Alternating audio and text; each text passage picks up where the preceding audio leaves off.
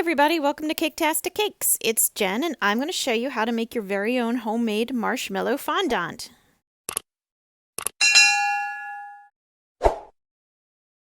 Alright, I'm going to show you guys how to make your very own marshmallow fondant. This tastes way better than the store-bought stuff. And it's also pretty easy to do, it's just time consuming.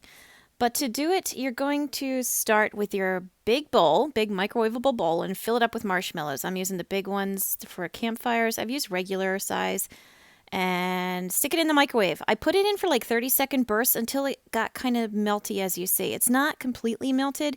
It was to the point where it puffs up and then settles down when you turn the power off in the microwave. I dumped a whole bunch of powdered sugar on top, and I'm pouring more onto the counter.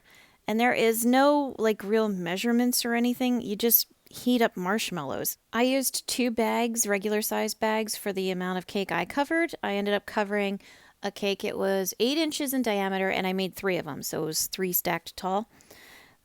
And I ended up with a pretty good amount left over, I gotta say. I did have quite a bit left over, but I always feel like it's better to have too much than not enough.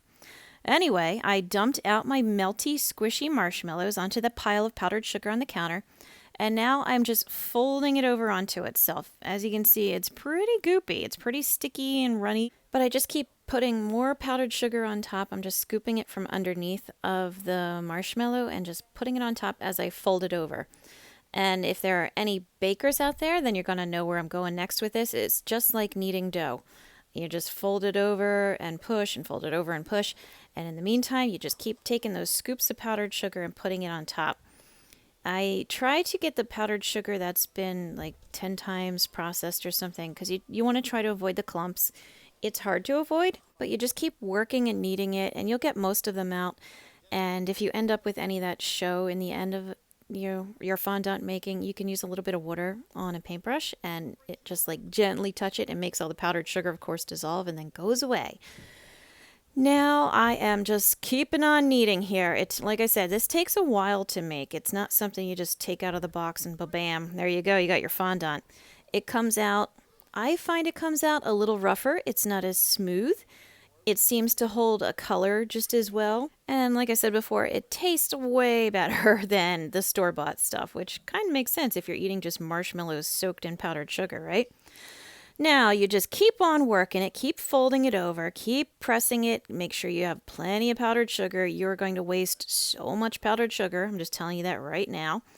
And you're going to keep folding it over on top of yourself, and you can already kind of see what I'm working with here.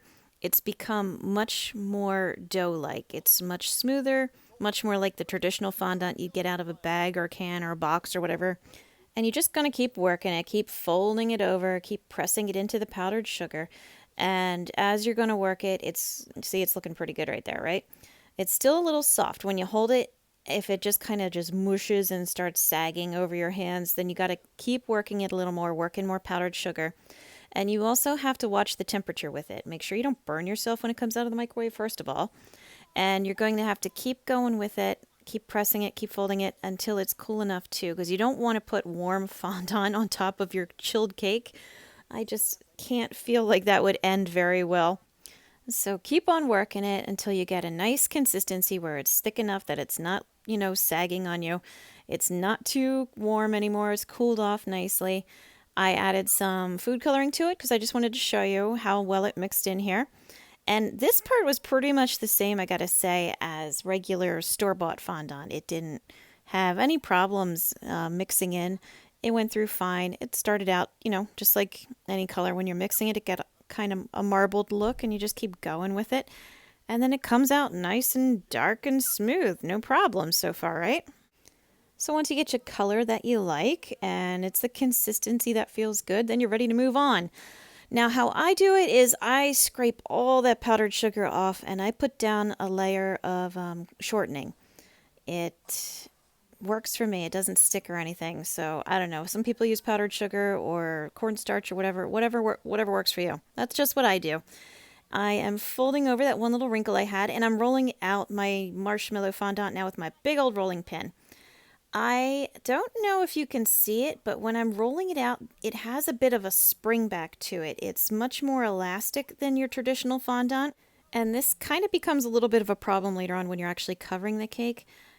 but covering it is pretty much the same. You see, I rolled it to the thickness that I wanted. I laid it over my rolling pin, flop it over my cake oh so gently, and smoothing down the sides is even the same. You kind of just press down on the sides. I just use my hands, and I fold the edge up to kind of make all the wrinkles go away as best I can. And I think I mentioned this before, I'm not the best at covering cakes all nice and smooth with fondant, but I have gotten better, I gotta say. I've seen some of my videos and some even pictures from years ago, and I'm like, oh my gosh. So, getting better, but now you're gonna see again where the elasticity of this type of fondant comes into play. So once I get it all covered up, I'm using my pizza cutter to cut around the edge of the cake. I had put powdered sugar down on this cake plate as well, just a little FYI tip type of thing. It makes it not stick to the cake plate, just to your cake. It's really helpful like that. So I cut it all off, and I tried to leave a little bit of a lip kind of around the bottom because you can see like it's going to start lifting up as the elasticity again kind of makes it pull up a little bit. So you gotta watch it. You gotta kind of figure on putting a border on this type of a cake. Unless you're really good, in which case, good for you, man. Then you're winning at this. But for me, I have a little problem where it's like a nice perfect spot right now, nice level, nice and smooth. Look at those edges, la-di-da. And then I came back later and I was like, oh, I had like almost a couple millimeters showing around the bottom. So despite all that, I mean, if you keep that in mind that you might have to work with it a little bit, it does take more time to make. It's way cheaper. It tastes a whole lot better. It doesn't come out quite as smooth, but if you work it, you knead it long enough, you still get a nice covering on your cake and it tastes delicious. So there you go. So I hope you found this video helpful. Please like and subscribe because that is helpful for me. Check out my many other videos that I got out there.